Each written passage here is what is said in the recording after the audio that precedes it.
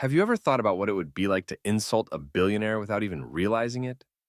Imagine being so caught up in your own world that you fail to recognize the person you're dealing with, only to find out later that they are the owner of the very establishment you work at.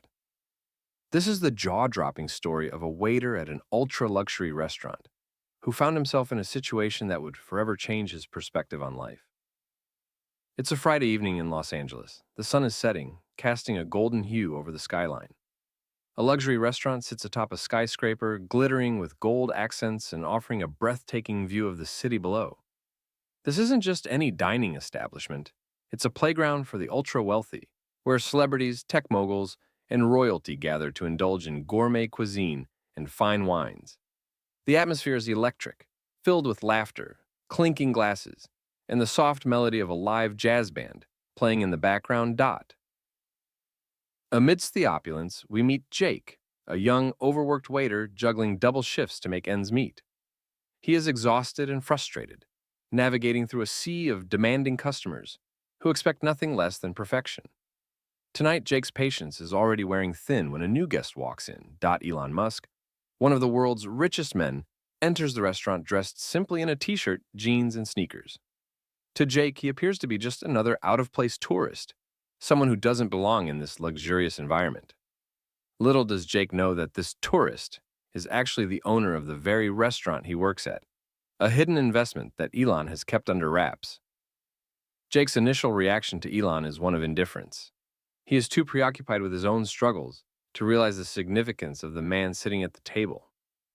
As Elon takes a seat, Jake approaches him with a frosty demeanor, offering a half-hearted, "What can I get you?"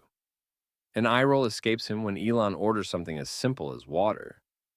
The contrast between the lavish surroundings and Jake's attitude is stark. Elon, embodying patience and humility, politely inquires about the wine list. Instead of appreciating the opportunity to serve a guest, Jake sighs loudly, clearly annoyed.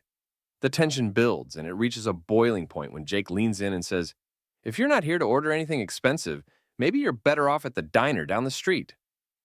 In that moment, Jake believes he has asserted his dominance, winning a small victory over what he sees as an out-of-touch patron. But what he doesn't realize is that he has just insulted one of the wealthiest and most influential people in the world. It's akin to telling LeBron James he's bad at basketball. An absurdity that echoes in the air. Unfazed, Elon maintains his composure and responds with a smile. "I'll just take the chef's special." Jake smirks, thinking he has gotten the best of the situation, unaware of the storm he has just stirred. Elon, however, has been observing everything, every eye roll, every sarcastic remark. He senses the lack of respect and kindness, which is crucial in a place meant for hospitality. Then, in a twist of fate, Elon signals for the manager. Jake's heart skips a beat. He wonders if this is it. Will Elon complain about him? Will he be reprimanded or worse, fired? The manager rushes over, concern etched on his face. But before Jake can say a word, Elon speaks, his voice calm yet firm. "I've been coming here for a while," he begins, "and I've noticed something tonight. Some people here don't treat the restaurant's customers with the respect they deserve." Jake freezes, the weight of Elon's words crashing down on him like a tidal wave. The atmosphere in the restaurant shifts as patrons turn their attention to the unfolding drama. Then, with a revelation that shakes Jake to his core, Elon drops the bombshell. "I should know. After all, I own this place." A collective gasp echoes through the restaurant. Jake's face pales as he realizes the gravity of his mistake. The man he dismissed so lightly is not just any guest. He is the owner, the very person who provides him with his livelihood. Instead of reacting with anger or vengeance, Elon offers Jake a valuable lesson.